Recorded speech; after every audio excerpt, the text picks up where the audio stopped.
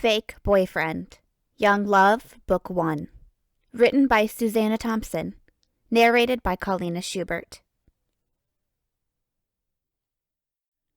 Chapter 6. Things continued that way for the rest of the week. On the surface, Gage still acted like he was my boyfriend, but I could tell that he was just going through the motions. He was distant when he spoke to me, even though he said all the right things, like telling me that I looked pretty when I wore a blouse instead of one of my usual t-shirts, in an effort to get his full attention again. His smiles held no warmth, and he seemed more unreachable than when I first met him, even as he maintained physical closeness by often holding my hand or slinging his arm across my shoulder at random times. We sat together at lunch every day, but Amber talked to me more than he did. The upside was that she and I were becoming friends, and she even invited me to go shopping with her on Saturday and suggested that we get ready for the show together. It was the kind of girly time I hadn't had since the last time I hung out with Emily, and I was looking forward to it. First, I had to get through Friday evening without her. Watching practice is new girlfriend kind of stuff, she had laughed.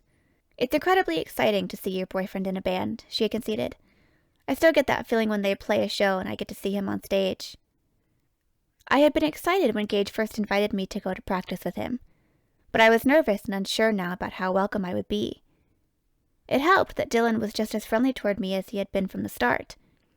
Jason was also pleasant enough, although I'd had the least interaction with him since I mostly talked with Amber instead of him. Taking a shower on Friday was the longest part of getting ready. I didn't want to overdo it for such a casual thing as watching them practice in Dylan's garage, so I just put on a pair of jean shorts and a blue t-shirt. It enhanced the blue in my eyes a little more, but not as much as Gage's blue shirt emphasized the blueness of his already alluring eyes. I was momentarily mesmerized when I answered the door and drank in the sight of him. I stood there completely riveted without saying a word until Courtney's voice startled me. "Are you just going to leave him standing there all day? Invite him in!" "Actually, we need to go," Gage said as I glanced back at her. "Are you ready, Sarah?" "Yeah," I answered, returning my attention to him. He stepped back as I stepped outside, and I pulled the door shut behind me, and Gage took my hand to lead me the short distance to his car. It was tan, with a tan interior and very drab. But all that mattered was that it was now repaired and that he could pick me up in it. He let go of my hand and opened the passenger door for me, so Courtney saw him acting like an attentive boyfriend if she was watching. This was exactly what I had envisioned when I first approached him with my plan, but I hadn't expected him to spend the duration of our date with me, or to have him compliment me. "You look good," he told me. It made me nervous because there was no one around to hear it, and therefore no reason for him to say it. "You can drop me off somewhere if you want," I blurted. He didn't reply, and I glanced at him. His expression became stony, and he didn't look at me when he spoke. "You don't want to go to practice with me?"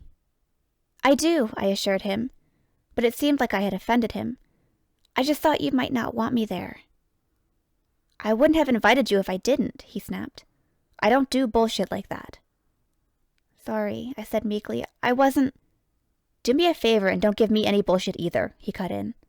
"I know you've got to put on an act when we're around other people, but keep it real the rest of the time. Don't say things you don't mean. So if you don't want to go with me, just say so. I'll still—" "I do," I insisted, interrupting him this time. "I want to go with you." He didn't say anything in response, and I wondered if he would drop me off somewhere after all. I found myself disappointed at the prospect.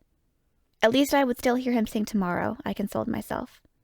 "So, the car's all fixed now?" I asked to cut the awkward tension between us. "Yeah," he replied. "Thanks for helping me pay for it." "You're welcome," I said and rushed on because I still felt uncomfortable. "So, what kind of car is it?" "It's a Buick Century," he answered. 15 years old, and not the color I would pick, but it's a good quality vehicle. His mood seemed better now, so I kept the conversation going. "What color would you pick?" "I think silver was the best color they had for this car. Someday, though, I want to get a red Ferrari. A total rock star car," he added with a smile as he watched the road in front of him. He was probably imagining driving it and living his dream. It would be great if he succeeded, but it would probably end up just being a fantasy. It worried me that he didn't have a backup plan. but I didn't want to ruin his mood again by voicing my doubts. "What's your dream car?" he asked.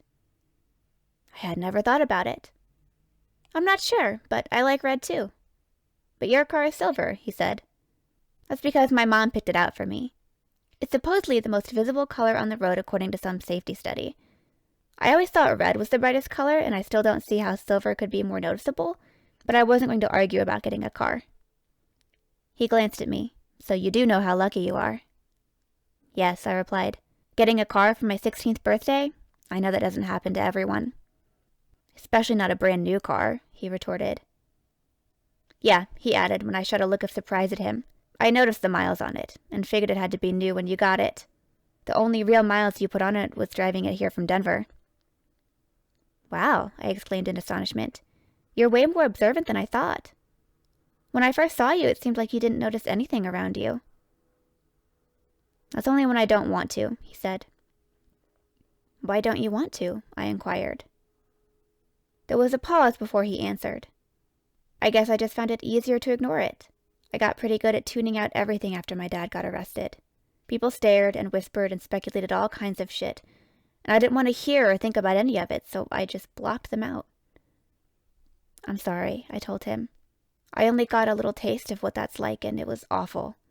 I can only imagine how much worse it was for you." "Yeah, it was hard. People just love to assume the worst, no matter what the facts are. But I couldn't defend him because he was there, and it was partly his fault, even though he wasn't the one who pulled the trigger." I stared at Gage in horror, stunned to hear that the crime had involved violence. He threw a hard look at me before returning his eyes to the road. "I'm trusting you with this because you haven't told anyone about my dad being in prison. I know it would have spread like wildfire already if you had, even if you swore that person to secrecy." "I would never tell people personal stuff about you," I assured him. "Thanks," he said. "It's good to know I can trust you as a friend." That should have made me happy, because I had been hoping that I could at least keep him as a friend. I couldn't shake my disappointment, though, that I wasn't the kind of girl he could fall for.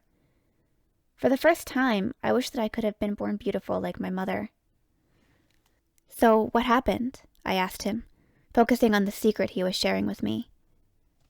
"My dad and his friend robbed a bank.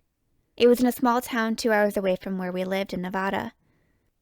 His buddy had been there visiting his sister, and seen how there was hardly anyone ever coming into the bank, so he talked my dad into robbing it with him. There were no customers when they went in, and it all went like they planned." Gage took a deep breath, but I could tell he was getting upset. They were done, and walking toward the door when a man and woman walked in. My dad's friend panicked and shot them. Then he ran back and shot the teller, too. Dad said it all happened so fast he couldn't stop him. There was another breath, this one shaky. 3 people dead, when no one was supposed to get hurt.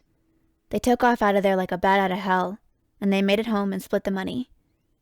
Dad said he was waiting for the police to show up any minute, but he couldn't bring himself to tell Mom, even though he knew it was only a matter of time. It was on the news that evening about the bodies being found in the bank. He stayed awake all night waiting for the police, but they didn't come. "How long did it take for them to arrest him?" I questioned quietly. "He went in that morning and turned himself in," Gage replied. "That's good, right? That helped his case." "It did," he said. "His friend got the death penalty, but my dad got 25 years. 25 years? I repeated in shock. "But he didn't shoot anyone." "Doesn't matter. It happened while he was committing a crime, so he was an accessory to murder. Plus, it was armed robbery. I know what he did was wrong, but it kind of seems unfair to hold him responsible for what his friend did," I said. "That's exactly what I said to my dad. And you know what he told me?" "What?" I questioned with bated breath. "He said what's not fair is that 3 people who were doing nothing wrong were the ones who died." His voice broke on that last word. Tears sprang to my eyes. He sounds like a good guy. He just made a terrible mistake. Gage was choked up for a while before he spoke again. "Thank you, Sarah. It means a lot to hear you say that. Most people just think he's scum." I understood now how hard it really had been for him. He loved his dad, and everybody else vilified him. "How long ago did this happen?" I inquired gently. 9 years ago," he answered. I was still absorbing that when he continued after a momentary pause. It was right after he took me to that concert. He paid a scalper twice as much as the tickets originally sold for, even though he couldn't afford to splurge like that. Mom was mad, but she didn't know that he was counting on all the money he was going to steal from the bank. The concert was on a Friday, and he was arrested that following Wednesday. Seeing that show was the last thing my dad and I did together before he got locked up. Oh, I breathed in sympathy, understanding the significance of that event to Gage. Not only was it special because it was the only concert he had ever been to, but it was also the last good memory he had with his dad. Gage had been just a kid. Wait, you said you were 10 when you went to that concert? Yeah, he replied. You got the math right. I'm 19. Oh, I'm 18. Most of the senior class is a year younger than me. I would have graduated last year if I hadn't had to repeat a grade, he explained. The one you were in when your dad got arrested, I guessed. Yeah, he confirmed. Everything went to shit. The last thing I cared about was school. I imagined him being 10 years old and dealing with all of that, and my heart hurt for him. I was still in a melancholy mood when we arrived at Dylan's house. But Gage somehow managed to shake it off and act like he didn't have a care in the world. He escorted me toward the open garage where I could see Dylan, Jason, and a guy I hadn't seen before. Hey guys, Dylan greeted us. Hey, Gage said. Noah, this is my girlfriend, Sarah. Hi, we both said at the same time. We've got drinks in here, Dylan said, pointing to a mini fridge. So help yourself. He pulled a folding lawn chair off a peg on the wall and set it up to face the instruments they would soon be playing. Have a seat, he offered. Gage smiled at me before going to join the guys assembling by the musical instruments. Jason sat down behind the drums. Dylan and Noah both strapped on electric guitars, and Gage took up position at the microphone. I felt a little strange being an audience of one, but I sat down and waited for them to start.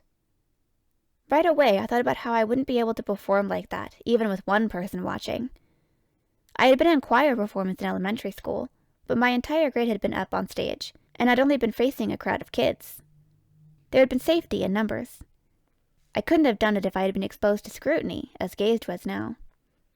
He didn't look nervous at all, though, as the music started. Even though he was standing still, he exuded an energy that had my anticipation building higher with every second. The excitement only increased when he began to sing, because his voice was sexy, and it seemed to unleash some kind of natural magnetism in him that was all raw sensuality. The way he sounded, the way he moved, the intensity of his gaze as he sang the lyrics. Pure sex was the way the girl had described him. That was my impression, too. I could understand why groupies would be all over him. He was a rock and roll sex god, no doubt about it. If he had been out of my league before, he was in a completely different stratosphere now.